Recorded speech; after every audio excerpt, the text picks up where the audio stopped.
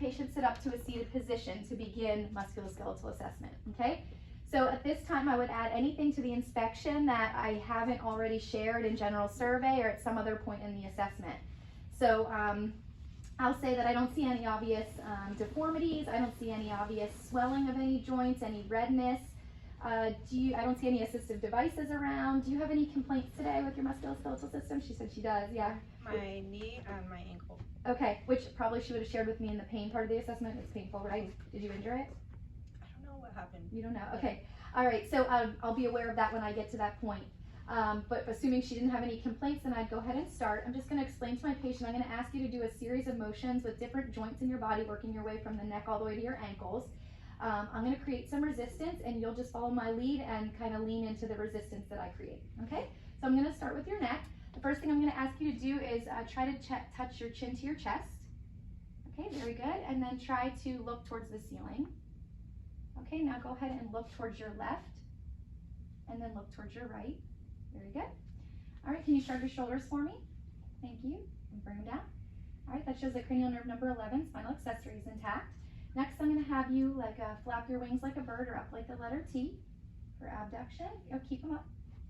And then bring them back down towards center for adduction. Very good. All right, next I'm going to have you do, I'm going to show you what to do. I won't be creating resistance on this one. It's called internal rotation. So you're going to take your right arm and you're going to try to touch on your back, your left scapula. So like this. Okay, and I see that she can do that. And then can you do that with your other arm? Very good. And then together at the same time, you can take your hands and put them behind your head for external rotation and bring them back down. Great. Okay, so next I'm going to have you put your arms out like a zombie, like straight in front of you. Very good for Halloween. And then raise your hands above your head for me. Go ahead. All the way up. Very good. And then bring them back down all the way to your side for extension. All the way down. Very good. Okay, so that completes the shoulders. Next is going to be the elbows. You can go ahead and put your arms out for me, just straight ahead again like a zombie. Very good. That's pronation. And then can you flip them over like you're going to carry a tray? That's supination.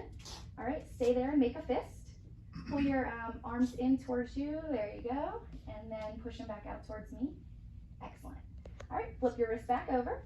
And now I'm going to have you knock towards the floor with your wrists. Very good. And then now pull your wrist towards the ceiling. Okay, and then roll them outward from midline and in towards the midline. Excellent, you're doing good. Okay, I have my fingers out. Can you squeeze my fingers? Very good, equal grip strength, nice and strong. Next is the hips. I'm going to do the hips one at a time so she doesn't tip over backwards. You can stay right where you are. Can you lift up your right knee towards the ceiling? I'm sorry, like your top, your right thigh, sorry. And then down towards the bed. Okay, very good. And then on the other side, up towards the ceiling, and then down towards the bed. Very good, that's flexion and extension. And then abduction would be out away from center, and then towards center. Very good. Okay, for the knee, I'm gonna do one at a time. So supporting above the knee here, can you raise now your foot towards the ceiling and towards the bed? Very good. And then can you pull your foot, swing your foot outward towards this hand? Good, and then inward. Very good. And then towards the ceiling, towards the bed, okay?